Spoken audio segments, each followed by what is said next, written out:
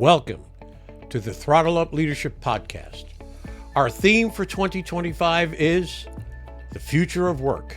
Meaning is the new money. In a world shaped by rapid innovation and constant change, the pursuit of purpose and impact has never been more important. I'm Dr. John Dentico, your host, bringing over 30 years of experience in leadership, strategic thinking, and purpose-driven innovation. Here, we tackle the pressing challenges of our time, from the rise of artificial intelligence to the growing need for meaning in the workplace. Together, we'll uncover how leaders can ethically integrate AI to enhance decision-making and keep humanity at the heart of their organizations. Remember, amidst all the technological advancements, in the end, it's always about the people. This podcast is your resource for actionable tools, thought-provoking discussions, and inspiring stories. It's time to go beyond leadership development and focus on leadership impact, creating workplaces where people thrive, innovation flourishes, and meaning truly becomes the new currency. Thank you for joining me on this journey. Now, let's throttle up and dive into today's episode. Hello again, and welcome to the Throttle Up Leadership Podcast. I am your host, Dr. John Dentico. With me today is Anthony Dickerson. Anthony is a seasoned business consultant with over 25 years of experience helping organizations, from startups to multi-million-dollar enterprises, achieve exponential growth. His career began in project management and operations at Princeton and the University of Pennsylvania, where he honed a keen ability to streamline complex systems. Anthony founded Foundations in 2010 to focus on data-driven strategic planning, operational efficiency, and cultural transformation.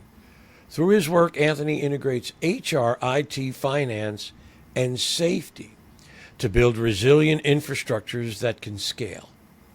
He's equally passionate about leadership development and fostering mission-driven cultures, equipping teams to innovate, stay agile, and maintain long-term success. Anthony's board memberships and speaking engagements keep him at the forefront of what it takes to thrive in a rapidly changing business landscape, making him a go-to resource for organizations ready to reach new heights. I am truly pleased to have him here today with me on the podcast. Good morning, Anthony. How are you today? Good morning, John. I'm doing great. It is a real pleasure to be here. I appreciate that very much. As I like to say, let's jump right in. So, Anthony, I got to ask you this question. Tell me a bit about yourself. Where did you grow up? And what, in your mind, were some of the fundamental influences in your life? What a great question. So, I grew up in northern New Jersey, a town called Orange, New Jersey, not far from New York City.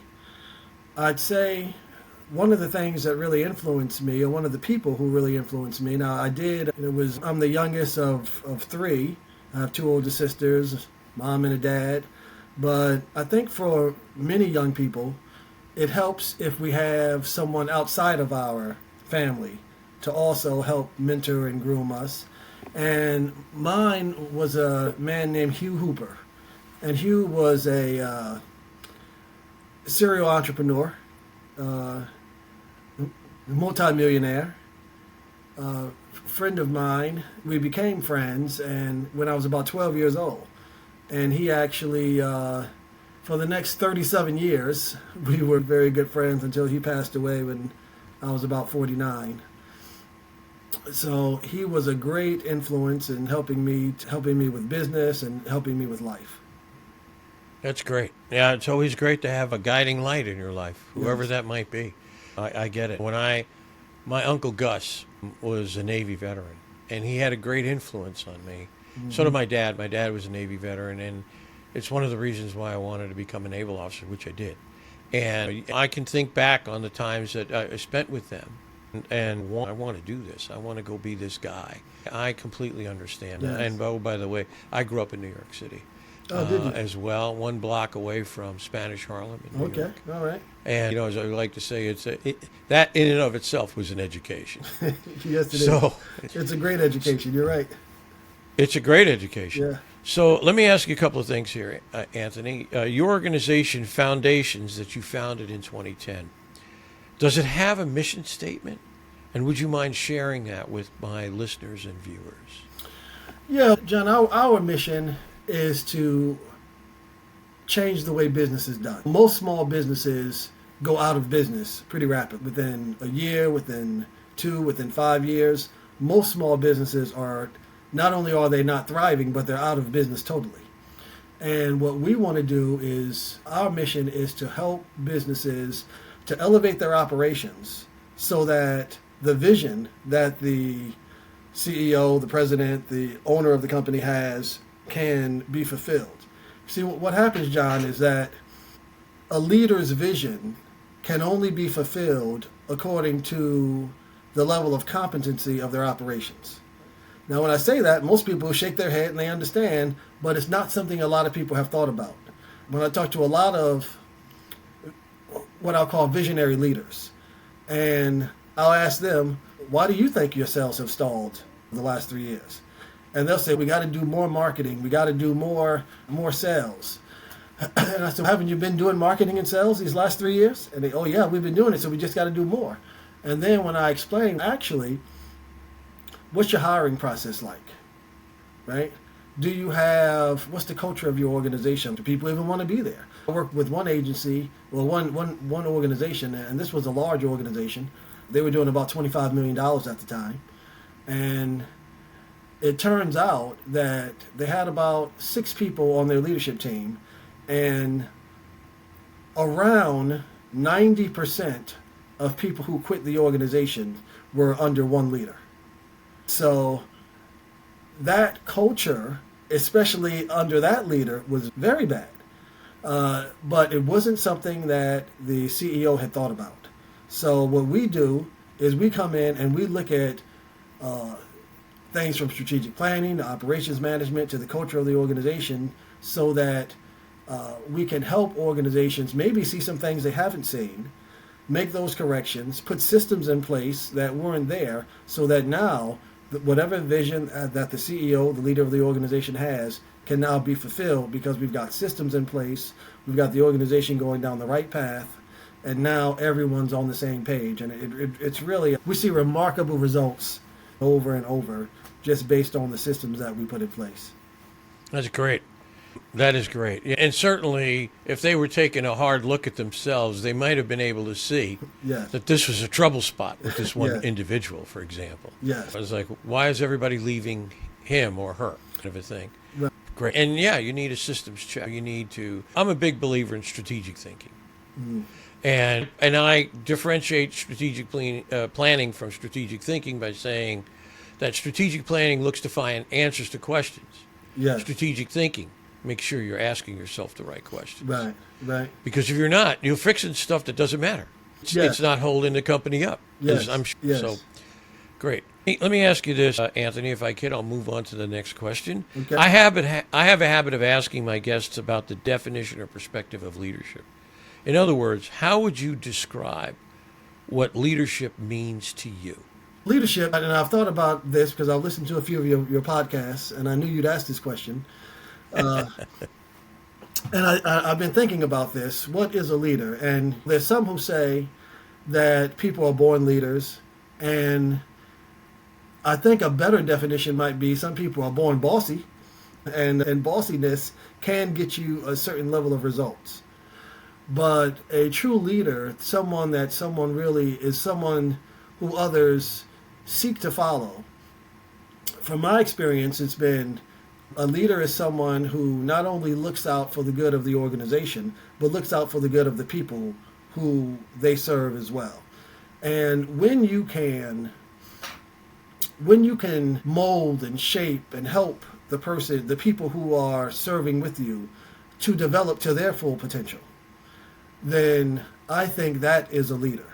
Because what I've seen in my experience, as I have helped others to develop to their potential, even if eventually they left the organization because we didn't have what they needed, then That to me is real leadership, because you're looking out not only for the organization, not only for yourself, but also for those who are serving with you. And that level of commitment, it really helps people to do all they can to help the organization to then thrive. You opened a door here, and I have to walk through it. Mm-hmm. And that is, you used the term bossy. Yes. And I like that. I like that idea, because too often, and this is my perspective certainly, we think bossy is leadership. Yes. And it's not. It can be command and control. Yes. See, it can be command and control. And sometimes you have to exercise command and control in order to get people ready to do leadership, if you catch my drift. In other words, they may not be ready. So sometimes you have to take, as they all say, the bull by the horns, and you have to get people along. But what you want to do ultimately is get to the point where they understand that leadership is this collaborative process where people are working together, as you say, and we're all in this together, that kind of a thing. So I really like that intro. I really like that door you opened for me, and I appreciate that very much. Let's move on a bit if we can. Can you share with my listeners and viewers some of the fundamental principles, operating ideas of your foundation's operating system, without giving away too many state secrets here? Okay. The interesting thing is, I don't mind giving away state secrets, because we really do want to change the way business is done. So that can sometimes only be done by giving away state secrets. Right. And I find that when you give away state secrets, people figure out, they need help with that. So that's all right. So we generally start, those organizations, most of the organizations that work with us go through our foundation's operating system. And we generally start with operations. So we'll go through their human resources, their IT, their finances, their facilities, and their fire safety and security. We'll look and see what they're doing, what they're not doing, and set systems up. And sometimes, very often, I'd say even usually what we do is, if there is a leader who's leading those areas, we will coach them. If there's not a leader, which there often is not a leader who's leading those areas, we will help them find the leader, and then we'll help develop that leader so that they can serve what I often say is in the COO role. Whether their title is Director of Operations or Operations Manager, my thinking is in the COO role, the leading operations person in that organization. After we go through the operations, we generally go to the strategic planning. Now that your operations are set and you understand you have systems in place for all these areas, we look and see what is it that the organization is, not only what do they want to do, but what are they equipped to do? What talents do they have? Because we can't always do everything we want to do. We sometimes have to do the things that we are equipped to do. And there is sometimes a difference. And we can work towards those things we want to do, but we can't do it right now because we're not equipped to do those things right now. So we go through the strategic planning process. And what I've learned, when I did my first strategic planning, and this was I did that even before I started Foundation, so more than 15 years ago. I had about a 42-page analysis, and it was good, John. It was very good. It had charts and everything. And then I noticed that I gave it to the president of the company. He looked at it, and he stuck it on the shelf. And I thought, that's not good. That's not good. So I've learned over the years that from our strategic planning now, I give you one sheet of paper with about 15 goals on it. And we either do three to 5 goals a year. This is what we're trying to do. This is where we're trying to bring the organization. Found that to be much, much more effective. And then after the strategic planning, we generally look at the culture of the organization. Everyone knows that it is far better to keep people than to keep hiring people. It's far better to keep the staff that you have and help them to be happy and understand what's going on. I'm working with one organization right now. The CEO put themselves in a position that, so there was three three people on the C level in this organization. The other two people in the C level of the organization, it's a nonprofit, so they wrote a letter to the board saying that if the CEO was not fired, they would quit. Now, that is such a level of discontent, almost unheard of. For an organization to get to that level, how bad does the CEO have to have led? Or not led, just disappeared? If the culture of the organization is not right, things are not going to get done. It's not great to have people who are half-hearted or not at all, don't have a heart at all for the organization. From the top of the organization to the bottom, we have to do what we can to work collaboratively, to help one another, to encourage one another, to grow with one another, and everyone has responsibility. This is why I said before that bossiness is not leadership, that we have to work collaboratively and help one another to grow so that everyone is excited about their role in the organization. When everyone's excited about their role in the organization, what I found, like in my organization, I have people who have told me that they'll work with me for free because they love the way I lead. Now, I don't allow anyone to work with me for free, but it's an interesting dynamic compared to some of the people that I work with who it's almost, I don't care how much you pay me, I'm not working here anymore with other organizations. And why is that? It's because we're not paying attention to the culture that we are creating as leaders sometimes. That's a somewhat short version of the Foundation's operating system. And what a statement. I mean, if people tell you I'd rather work with you for free than just to be here working with you is just a phenomenal statement for you personally. And it doesn't get much better than that as far as I'm concerned. Anthony, I have to tell you, I cannot get away from this subject because I myself am diving into it headlong, and that is the implication, the use of artificial intelligence as it comes, as you well know, as it's coming in every day. We're not talking about months or weeks for new advancements or new developments.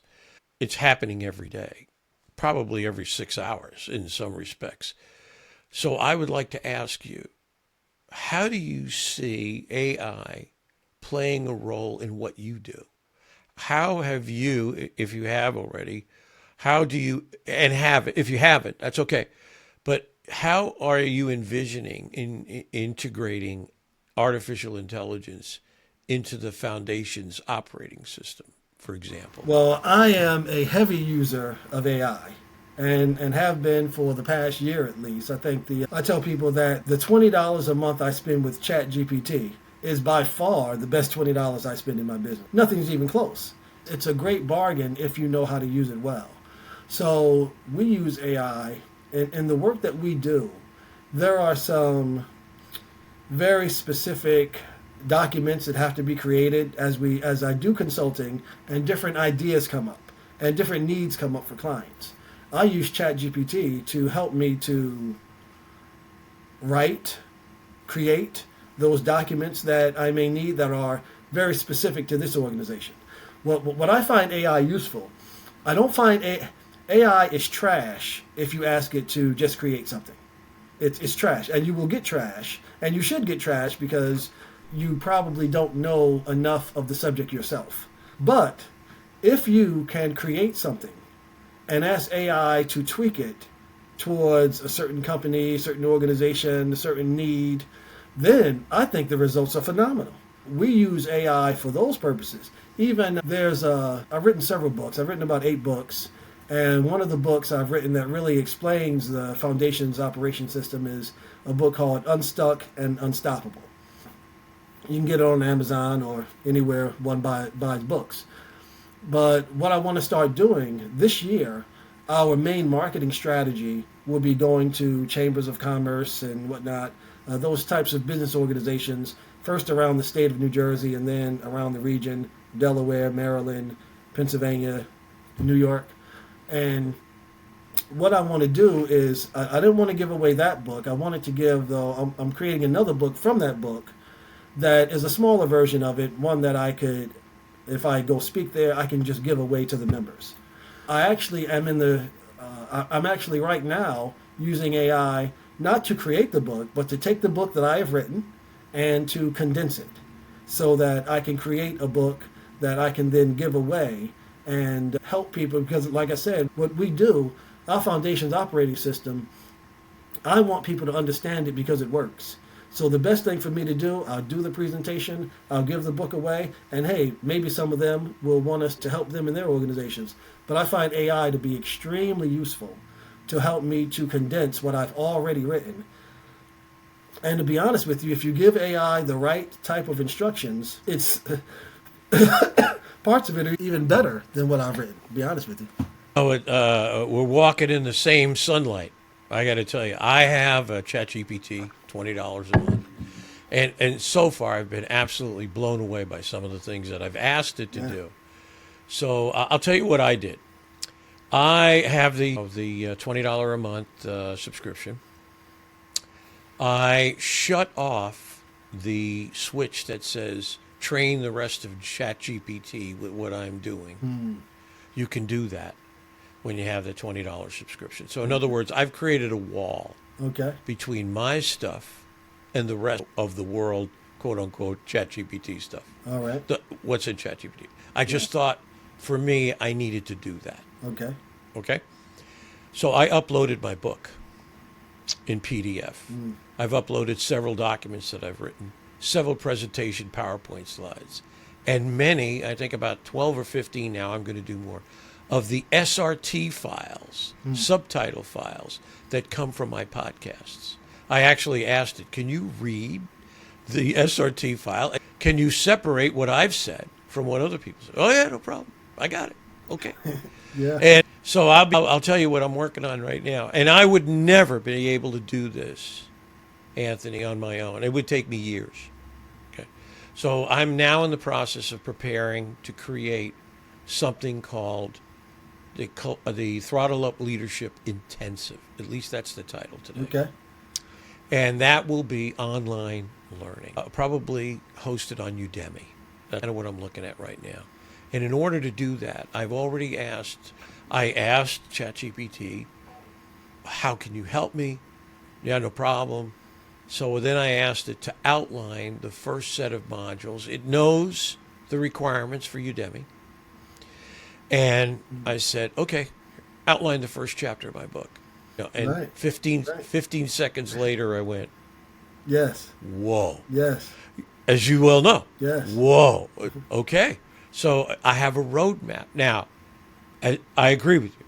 If you just ask it to do stuff without priming it, without giving it the fundamental kernels of information that it needs in order to operate, you never know what you're going to get back. But this thing did a wonderful job in terms of laying out, and it allows me to say, okay, how can I add to this? What do I really want to say here? And then you just keep refining it. Please add this, change this, those kinds of things, and let it work for you. So I'm with you 150%. A lot of what I'm focusing on in my work now, and certainly for my theme for 2025 is the future of work. Meaning is the new money. Right? Meaning is the new currency.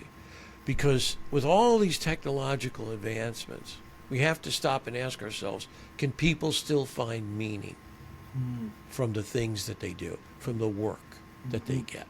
And I'm on to that track, if you will. I want to help people find meaning, even though they may be somewhat overwhelmed by the implication of these incredible technologies. So I'm with you. I'm with you 100%. We're working the same idea from different angles. So I greatly appreciate that. I wanted to go back to some of the work you're doing, or actually some of the work you've done. Okay. So what I'd like to ask you is, can you share with me an example of one of your clients specifically, without naming names, of course? What was their issues or challenges? You talked about one. What actions or remedies did you apply, and what was the outcome of your result? If you have something that you'd like to talk about.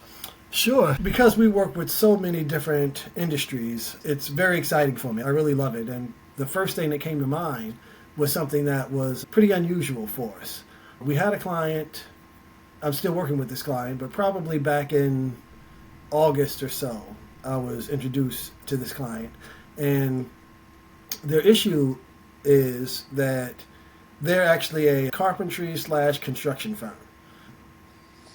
Their issue was it was taking them about 5 years to get hire a person, say, who didn't have a lot of carpentry experience, and train them to be a lead carpenter. So it was taking them about 5 years. And after I talked with them and understood their process, I said, what if we could do it in 2 years? Would that be helpful? And they, of course, said, yes, that would be extremely helpful if we could do that. What we did was I understood what their process was. I looked for ways to make it faster, mostly by having different job descriptions for the different roles, so we know someone is at this level when they're able to do this. Someone is at this level when they're able to do this. Someone's at this level, et cetera, et cetera. And before it was just, let's see how they're doing and whatnot. But simply by concretizing a system that already existed, putting different elements in there, pay raises to help them to be incentivized, to know that, okay, if I start off here, I can almost double my salary by the time I'm a lead carpenter, and I can get there within 2 years if I follow these now pre-appointed steps. So we did that with them. And this client, I'll say their name, their name is Redemption. They're contractors out of Pennsylvania. I can mention them because they are some of the most outstanding clients I've ever worked with. I don't think they would mind me mentioning them. They're really fantastic because everything that we've gone over, they've implemented. And they have seen their revenues, but they've seen their revenues from August till January, their revenues went up 25%. Wow. And for this year, from the time I met them, by the end of 2025, we're expecting their revenues to have doubled from the time that I met them last August, because they're implementing the things that we're talking about and that we're putting together. They've already one of their carpenters, who was fairly close, they thought, for a while. Once we put this lead carpenter audit, this system together, they were able to follow it and make him a lead carpenter. Now they have another one that they're working on. They've already hired someone out of a vocational school, and now they're training that person. They're really implementing these things. So that's one example, but we've got many more good ones. When the clients really take to heart the things that we're going over and they start doing the things. It's one thing I learned long ago, that results are not in the knowing, right? Results are in the doing, right? Lots of us know lots of things, but it doesn't help us. Only when we start doing it, that is what helps us. And Redemption, they're one example of just a fantastic organization. Yeah, I'm orbiting around the same planets, as I like to say, in the sense that I see leadership, for example, I'll just take it in a little bit different direction. I make a line in the sand between leader development and leadership practice and action. Okay? So, as you well know, 90% of the programs we have in leadership development are all about leader development. Right. How to be, if you had the right traits, if you had a little bit more charisma, if you had all these different kinds of attributes, sure, wouldn't you be great? And the answer is, okay, fine. Take that stuff and apply it to a real issue and problem. Let's see the doing of leadership. Right. Because there's so much training going down on that side. I live on the other side. I live on the practice and action side. That's why I created the strategic thinking process, and that's why I created the simulation work, because I could create a realistic environment and say, here, let's go practice leadership in this realistic environment. Yes. And by the way, it uses no computers. It's 40 people in a room. So they're all dealing with each other in their human dynamic. Right. So you can see leadership actually appear, if you will. Right. But the whole idea for me is, let me see what you can do. Yes, is leader development good? Yeah, it's good. I don't got a problem with that. But I want to see what you can do with it now, because we may be throwing good money after bad, that kind of a thing. So I very much appreciate that. Anthony, we're getting close to the end here now, so I'd like to ask you, as I like to say, my worldwide famous question now, which is, if you had a magic wand and you could change anything in the world in which you live, the things that you do, what would that issue be, and why did you choose that? If I had a magic wand, there's one thing that I would do for sure, is I would elevate operations in every organization. I see organizational leadership to me is split up into two sides of the same coin. One I call the visionary side, one I call the operations or the administrative side. And when we talk about leadership, we're almost always talking about what I would call visionary leadership. That CEO and the things that deal with marketing and sales in that area, where I would say we have to elevate that administrative side, that operation side of leadership as well. Because if we don't, then we're going to have businesses that continue to be stuck, that continue not to grow, that's why we call the book Unstuck and Unstoppable. Because when you get unstuck, now you're unstoppable. Now whatever vision the CEO, the president has, is now attainable because the operations is stronger. We have systems in place. We have people who know what their role is. We have clarity where we had confusion before. I would do it because it would help so many organizations, and we'd have so many more happy people in organizations, because we can all be leaders, but we're all not the same type of leader. And I do find what you're saying, a lot of the information on leadership, yes, it sounds real good, but not everyone leads the way a lot of this stuff is written. And it's probably a good idea. It's probably a good thing. But if we could all be who we are and all live out the gifts that we have, then we'll be much happier. And we do that by elevating operations, because there's so much of that on that operation side. Yeah, it's interesting. I see leadership as a process. For me, it's a practice. It's a process. But yet, you can still bring your own humanity to that process, right. And how the words you use, the communications, how you describe things, how you define things. But in the end, we're trying to bring people together. I would like to talk about my model of leadership that I started developing 30 years ago has one premise, and that is contribution. We have a problem, we have an issue. Who wants to jump in and help us? Who wants to help us get from point A to point B? The door, the table is open. We're listening. Just bring what you got. For me, it's a come as you are party. Bring what you got. And let's see if we can work our way towards a solution to the issues we're facing.